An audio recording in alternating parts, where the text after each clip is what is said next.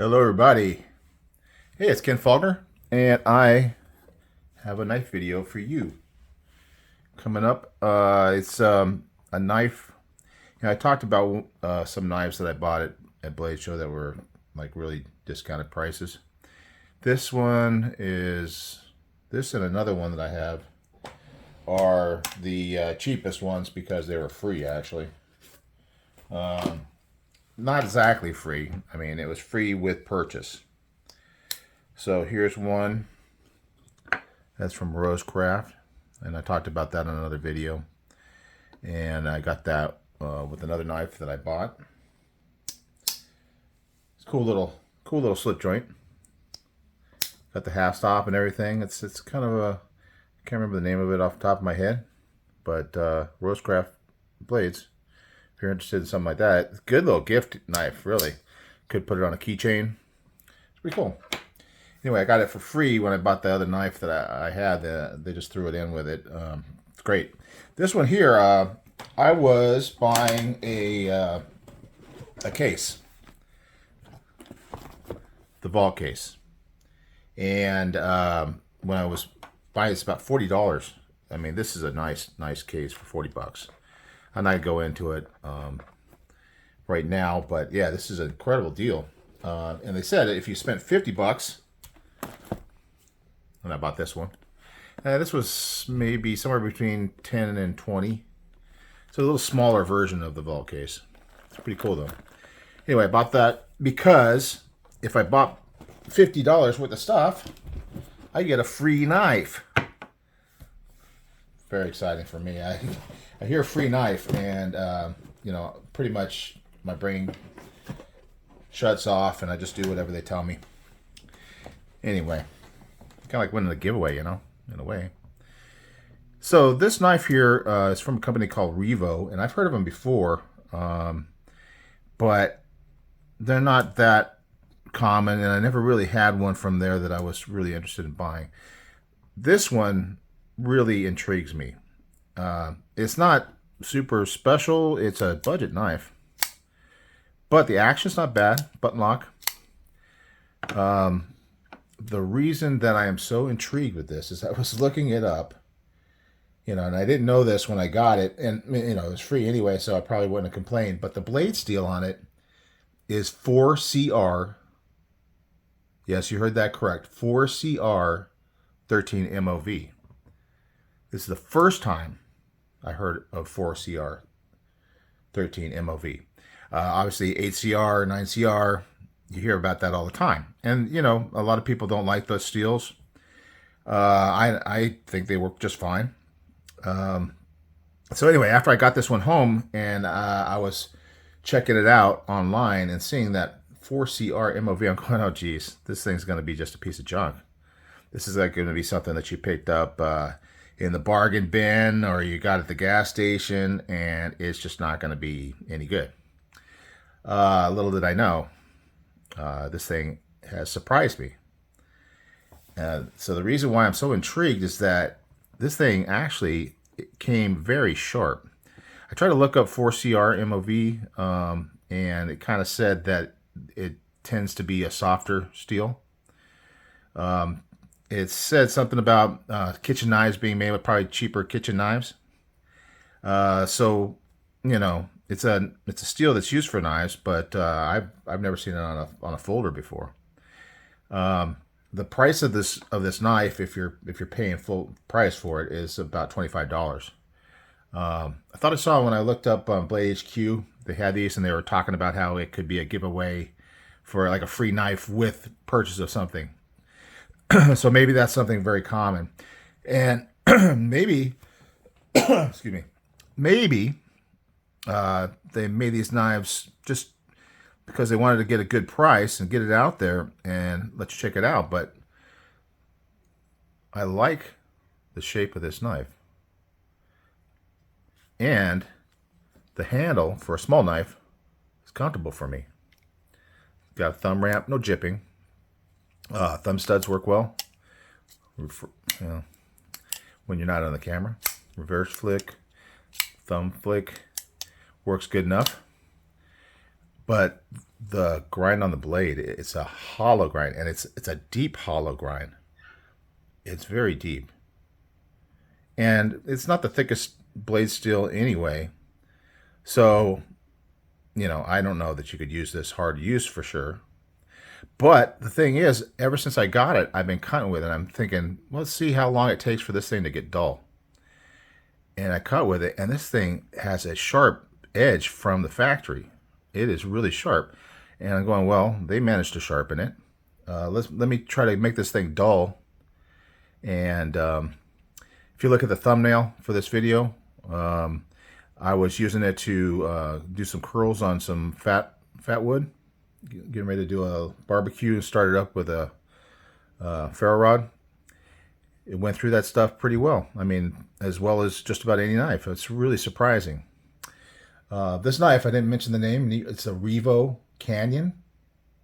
It's a button lock. Clip point, obviously. And that hollow is very, very cool. It's got a swedge up on top.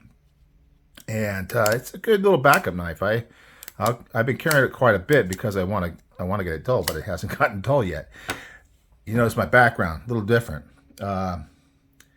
I've been collecting boxes because I thought, oh, I was going to be doing a bunch of giveaways, but I don't really get the subs that fast. Like I was saying on my last video, I'm probably going to move my 400 sub giveaway to 350 because it's taken a while. And, you know, I'm not super worried about getting huge numbers of subs, but I would like to do a giveaway.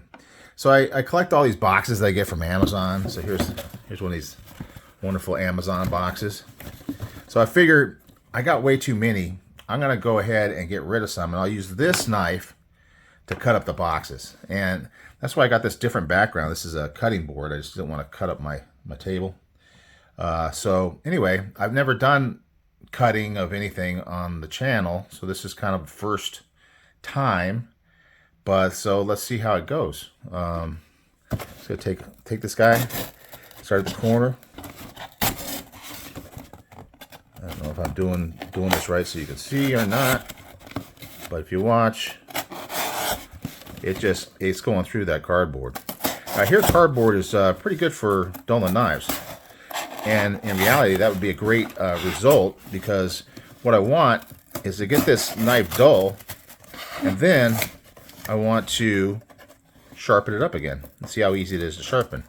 Now here I got two layers. I'll get on the corner so I can get it. So it's not the best cutter right now, but like I said, I've been using this quite a bit. I cut some of that stuff,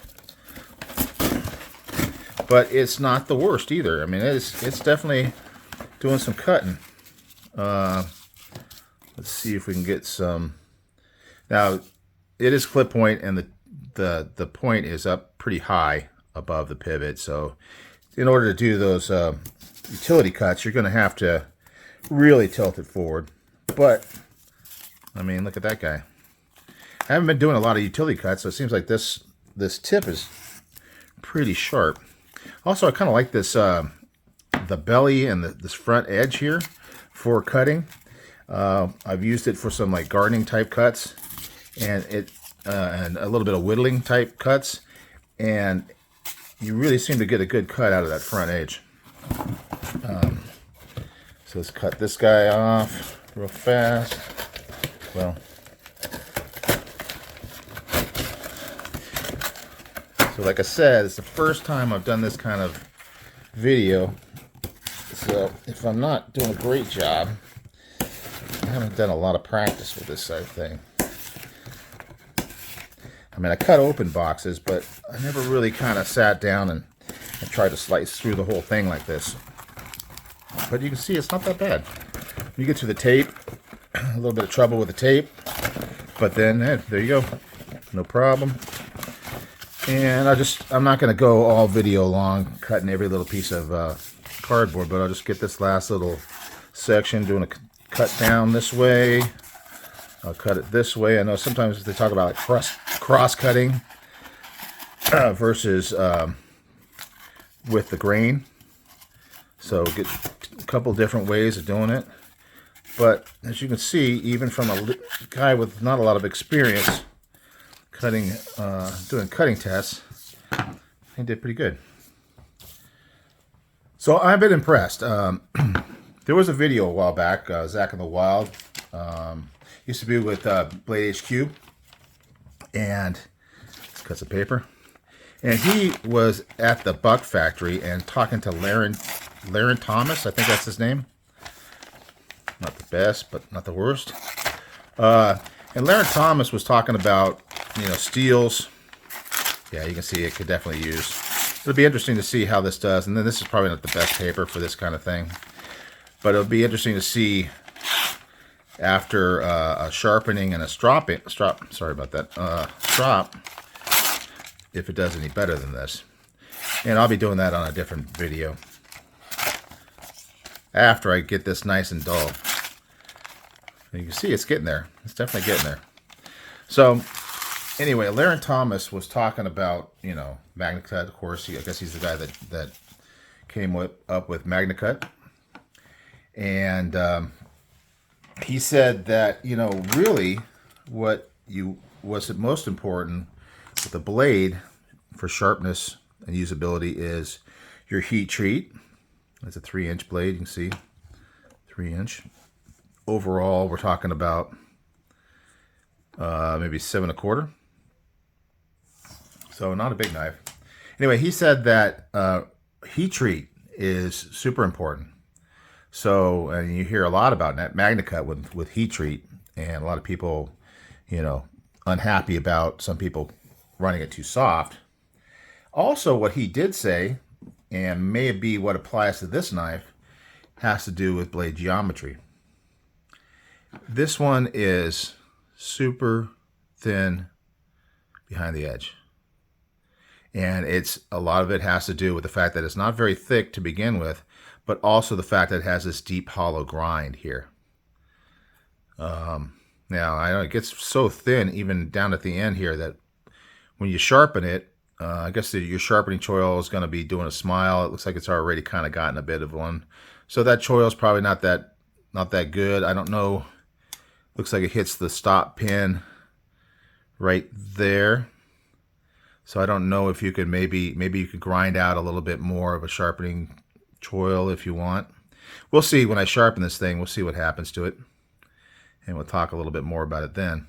But anyway, that the edge geometry is very, very important when it comes to cutting. Maybe he even said maybe more important than the steel itself. So that might be the reason for this. I was able to look at that. You see that? This thing's still popping some hair off the old forearm there. So that ain't bad. So anyway, I'm going to kind of wrap this one up. Nothing special about this knife except that it's got this steel that by all intents and purposes should be soft and not be able to hold an edge. And so far it has been in the work that I've done. And I've been using this one probably than I use most other knives just because I'm so anxious to make this thing dull. So hopefully in the next week or two, I'll get this thing so it's pretty well dull. I'll start a video showing you how it is, and then I'll sharpen it. Probably sharpen it off video. It takes a while. We'll see how long it takes. And then we'll cut with it. We'll see what happens. But yeah, it's not a bad blade. I mean, if it wasn't for the steel, I would have no problem with it, other than the size. But for a backup, it's great. The price is really good. So yeah, Revo knives. If you haven't checked them out, take a look at them. Maybe wait until I give you that feedback on the next video, and we'll see if this thing's worth the money. All right. Thanks a lot, guys. Hope you had a happy Thanksgiving. Hope you're enjoying a long weekend. Maybe you're traveling or whatever. So I'll be back with some more videos this weekend. Got a little extra time. It's nice to have time to shoot some of these things. And I still got lots of knives to show you. So we'll see you on the next one.